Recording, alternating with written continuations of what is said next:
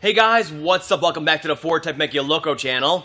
So today we're going to dedicate this entire video to just bringing awareness to all the 543 valve Triton owners out there about the one fatal flaw that's lurking inside of their engine. And I've made plenty of videos about this, mentioned it, offhand comments about the roller follower failures in the past. But today I want to dedicate the video to it, and I want to title it as such to catch more owners' eyes and bring awareness to this. They listen to their engine and avoid huge repair bills. So the problem is that the roller followers on the 543 valve, they're roller followers, they're rocker arms, okay? But they have a roller in the center here that's supported by needle bearings. Well, this roller follower or rocker arm actually actuates the intake and exhaust valves, okay? And the cam lobe comes around and it rolls out here and puts extreme pressure on it to actuate that valve, all right? Eventually, those needle bearings, they start to wear down. When they start to wear down, the whole roller drops, okay? Kind of like this one. So this one right here, if you can look at it, you can see the roller is sub-flush now. The needle bearings are worn out. Yeah, there's a lot of lash in there. So when it's at this stage right here, it's going to cause quite a loud ticking and tapping noise for 5, 10, 15,000 miles, warning you, hey, come on inside and check me out, all right? Something's wrong, all right? It's warning you, so it's giving you a chance to go in and replace that particular $9 part instead of replacing the engine, all right?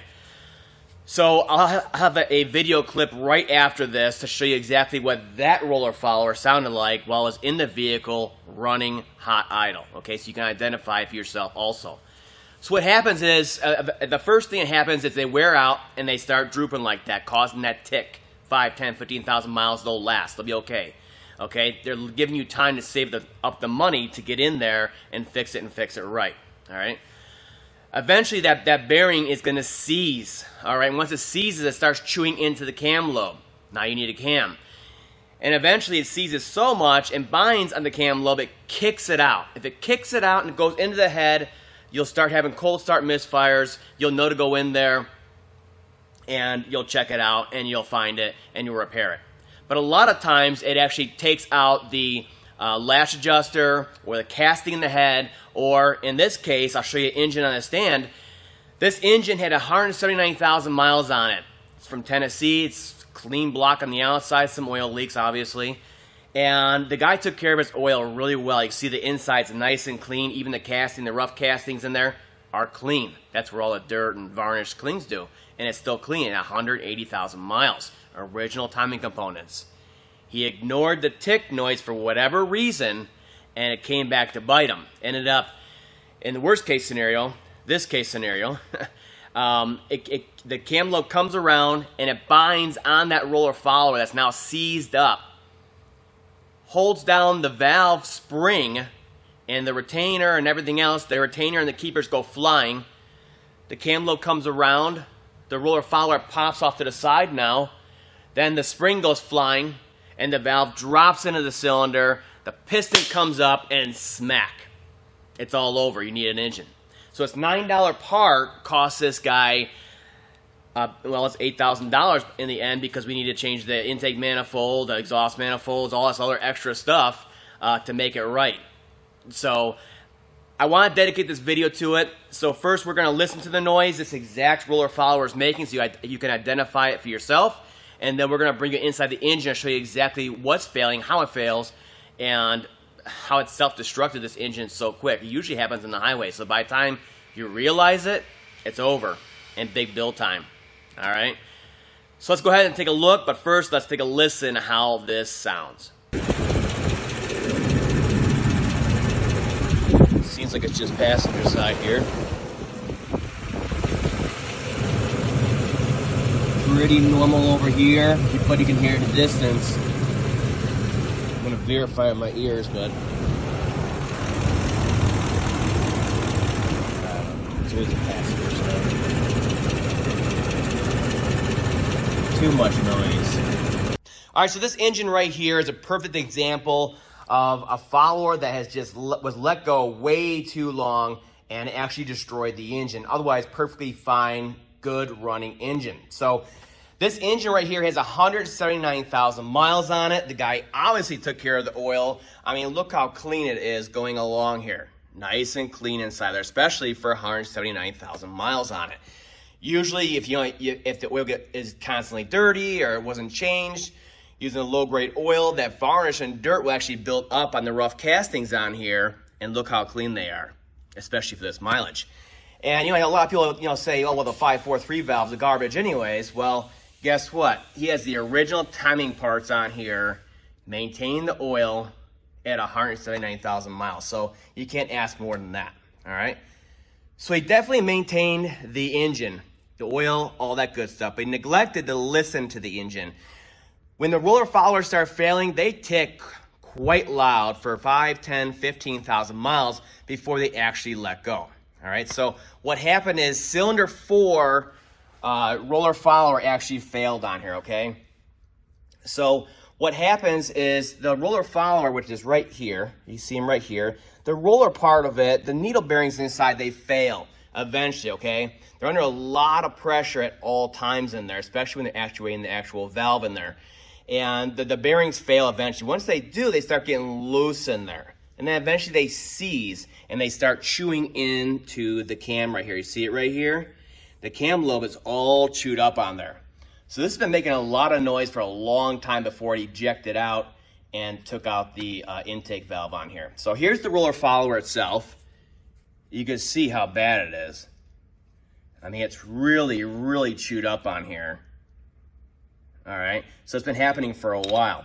So a lot of times what happens is, the roller follower will get bound up, starts getting loose. The cam lobe comes around to actuate it, and it just kicks it out, and it goes down like that. No harm, no foul. You need a camshaft, some roller followers, probably a timing job. Down the road you go for another 150, 200,000 miles. If you let it go too long, though, it'll actually bind in there, get hung up on the lash adjuster. I see him take out the casting in the head. This one you can see just took up the top poppet part of there, the plunger part of the lash adjuster. You see it down in there, some pieces there.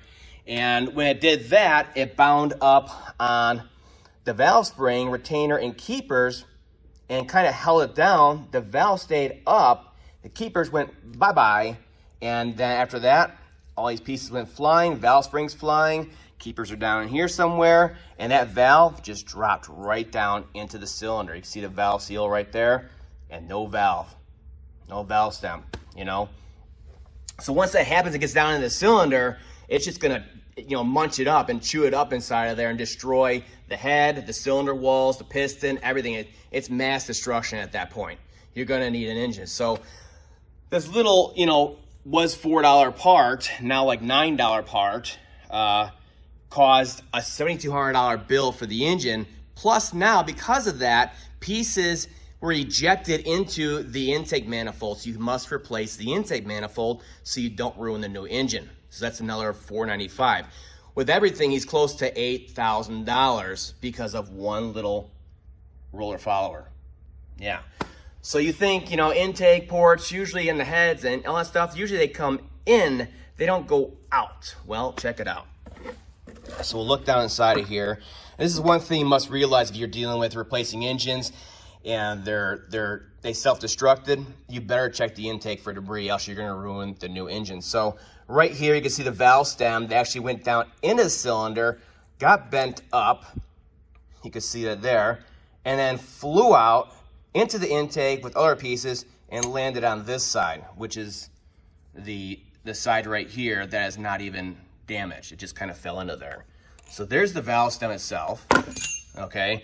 And if you look down in there with a good flashlight, get the good flashlight down in here, and you kind of focus, and you take a look down and you can see, oh yeah, there's the stem, there's the mushroom tip of the valve stem right there. And over here, where it destroyed itself, if I can get a light down in there, that's just an open hole now. You can see it all the way down there. That's how debris gets back into the intake manifold. So if I can get it here, I'll try to pull out the mushroom tip there. So yeah, it cracked off right there when it hit and bent. And of course that bent right in half. Look at that.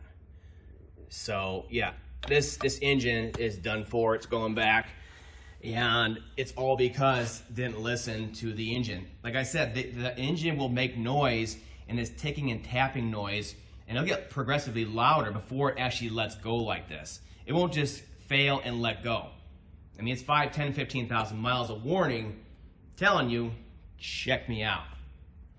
So I just wanted to warn you guys out there that own these engines. You don't want to, you know, times are tough enough right now. You don't want to change an engine out and have this kind of cost because you didn't go in there and listen to the warning signs from the engine.